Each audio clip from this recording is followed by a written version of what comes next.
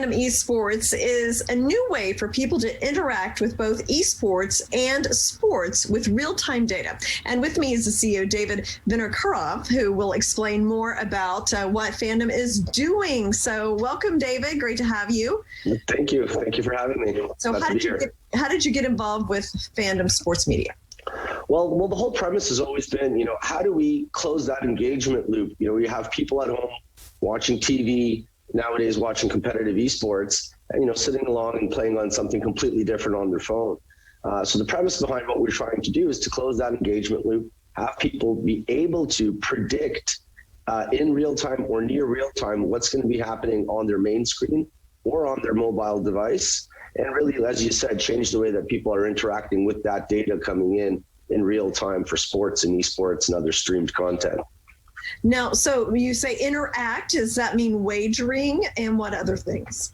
So yeah, we do have a wagering license, but again, not everybody is of age and certainly not legal everywhere. What our goal really is to allow people to predict what's going to be happening, with leaderboards, prizes, digital gifts, non-fungible tokens, which is their new digital assets. Basically, as I'm watching an event take place. It's as simple as swipe left if you think this is going to happen, swipe right if you think that's going to happen, and then that's tallied into a global leader base. You can challenge your friends. There's a whole social community, similar to anything that you'd see, in a trivia night in a pub or something. Just a way to interact again with data coming in.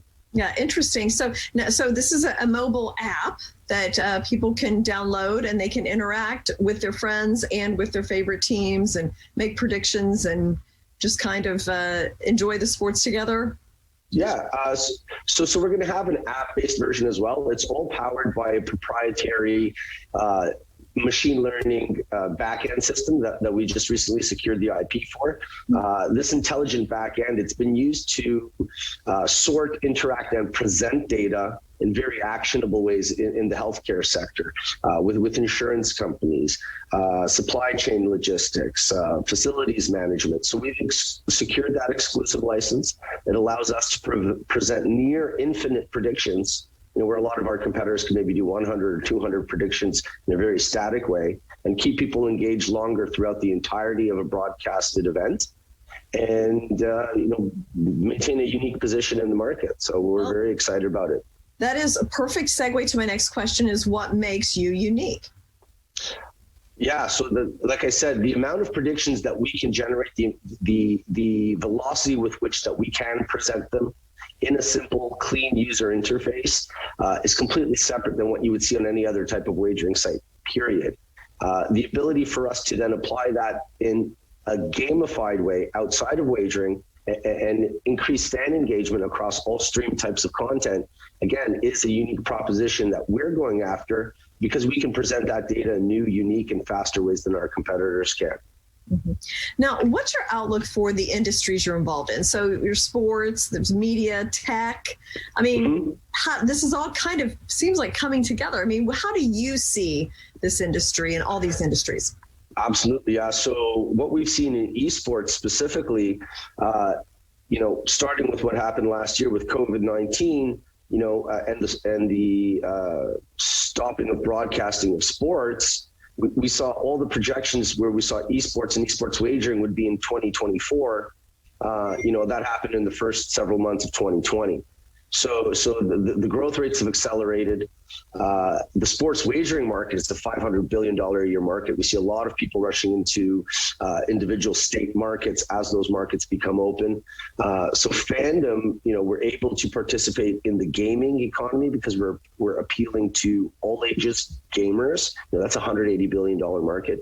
The esports and esports wagering market, that market's growing 40% year over year to about $14 billion this year.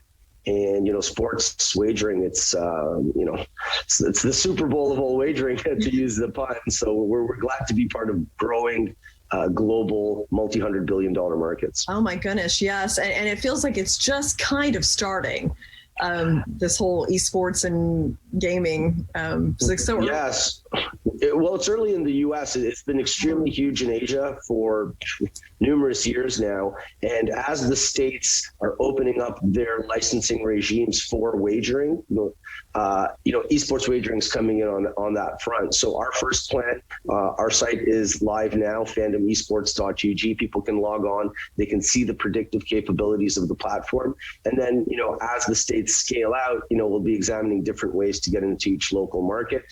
And then, once we're in that market, then extend our capabilities to regular sports wagering as well. Okay. So you touched on this a little bit, but what do you see in the future? What are your goals for Fandom? Our goal for Fandom is to enable all competitive esports to be accessible through our platform so that people can log on, watch their favorite stream, and make predictions or wagers, depending on where they are and if they're of age and so forth. While we're doing that esports rollout, we're going to be training our back-end system to apply that same type of capabilities to sports and sports wagering. So hopefully we should have news on those initiatives within the next 12 months. And our larger goal is just to fandomize everything, take predictions and polls as you're watching any type of content. And why not, if someone's watching The Bachelor, we're going to predict who's going to get a rose, right? That'd be lots of fun. The opportunities are endless, yes. Yeah, we just want to fandomize the world, basically. Okay. Well, thank you. And come back with updates as you Certainly will. add new features and so forth. So thank you so much, David. Thank you so much as well. Glad to be here.